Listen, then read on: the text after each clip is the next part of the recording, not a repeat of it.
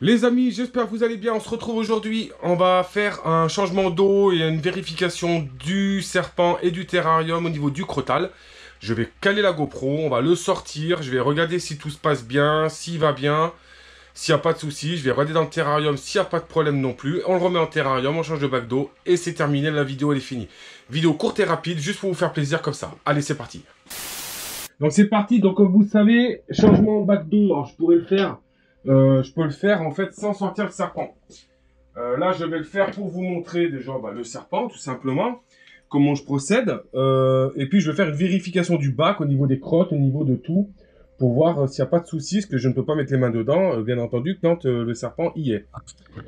Donc là, vous voyez, il est positionné ici, sur le côté.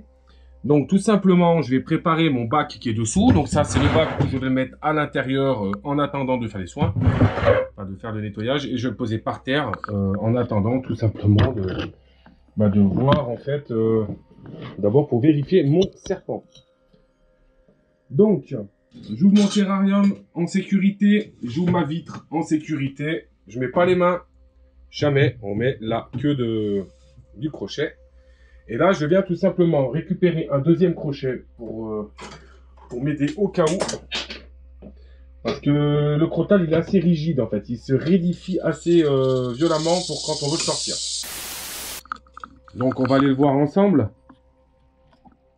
Hop, il est là. C'est vrai que la GoPro, on va zoomer un petit peu parce que ça filme de loin. Donc, vous voyez, il est là. Il n'a aucun moyen de passer. Tout est bouché. C'est un serpent qui mord, vous voyez, automatiquement. Hein, donc, on n'est pas là pour... On n'est pas au steak pour faire le malin. Je vais poser la GoPro par terre. Et je vais l'avancer avec le crochet. Comme ça, je peux vous filmer le serpent de plus près. En espérant qu'il ne tape pas la GoPro. Parce que le problème... Voilà, on va pas aller plus près. Parce qu'il va taper la GoPro, il va me faire tomber. Alors, normalement, si je fais des mouvements lents, vous avez une chance qu'il ne tape pas. Je pousse au crochet. Voilà. Là, je pense qu'on est pas mal. On va rester à cette distance. Alors, vous voyez, le problème du crotale, c'est typique. Vous voyez, au niveau du cul, je sais pas, vous allez voir là, il s'est mordu en fait. Voilà, c'est typique du crotale. Il se mord. Ça craint rien, rassurez-vous. Le serpent, il va pas mourir. Il n'a pas de problème. Il le fait régulièrement. En fait, c'est qu'il voit quelque chose bouger, il mord. Voilà, ça craint rien, vous inquiétez pas. Alors, vous inquiétez pas, il a fait un peu de sang. Il s'est mordu quand je l'ai posé par terre. En fait, il a tapé les dents dans la queue, mais ça ne craint rien, vous inquiétez pas. C'est normal. Donc, Crotalus oreganus, originaire d'Amérique centrale. Vous pouvez le trouver en Amérique, si je dis pas de bêtises, normalement, Amérique centrale, des limites Amérique du Nord. Voilà, donc il y a pas mal d'endroits où on peut le retrouver. Il a quand même un aire de répartition assez large. C'est un comportement quand même assez mordeur. Voilà, faut pas y mettre les mains déjà. C'est une dentition solénoglyphe. Et un venin hémotoxique.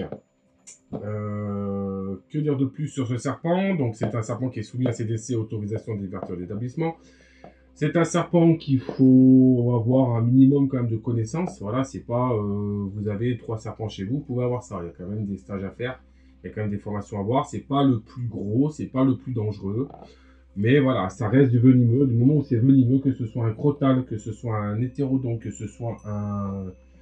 On va dire que quelle que soit la dentition, quel que soit le venin, c'est venimeux, on n'y met pas les mains, point barre.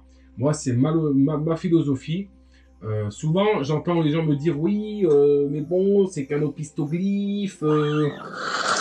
Alors, j'entends ça régulièrement. Bon, là, on va le remettre dans la boîte. Hop, on vous a montré.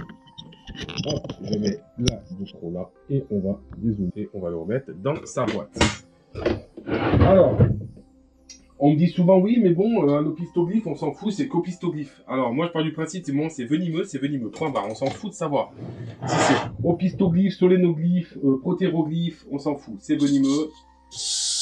On fait attention. Donc, je me remets dans la bonne position. Je viens récupérer avec mes 2 crochets tout simplement pour éviter de blesser l'animal. Alors s'il se mord, ça c'est pas trop de problème. Et j'y vais doucement parce qu'il a tendance à être un peu bête et un peu brut. Voilà. Vous voyez? Hop, voilà. Là il est dans sa boîte, je referme la boîte, je suis en sécurité. Je pose mes crochets, allez. je vais pas attendre trop longtemps. La vidéo, elle est censée être courte. Je viens donc vérifier qu'il n'y ait pas de problème particulier.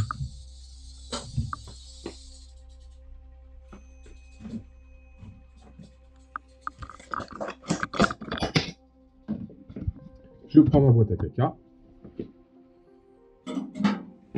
Je prends ma pince et je vais venir enlever si je vois des choses. Donc les cacas qui sont au loin, voilà, que je peux pas enlever habituellement. Vous voyez, le terrarium est quand même relativement propre. Voilà, il y a quelques petits bouts de mue dedans encore. Bon, je farfouille un petit peu, voir si je trouve pas un crochet, si je trouve pas... voilà.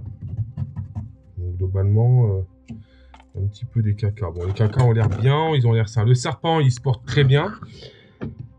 Là, c'est pas mal. Il n'a pas l'air d'avoir grand chose en fait. Le terrarium est quand même, vous voyez, assez propre. Hein. Le serpent est assez propre. L'écorce, je l'ai lavé il n'y a pas longtemps. Bon, il y a un peu de caca, mais bon, ça c'est posé sur la pierre.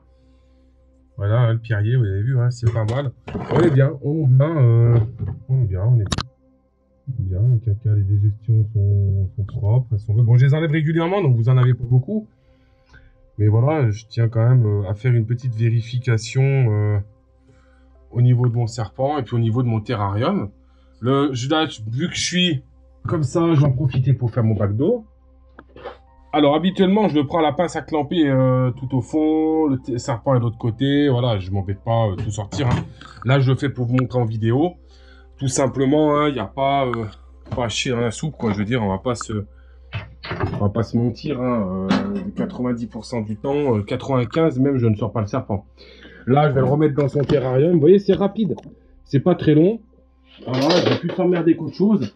Mais moi, le but, voilà, c'est que le serpent, il se porte bien, il est vif, il n'est pas mou. Voilà, là, je vais le remettre dans son terrarium.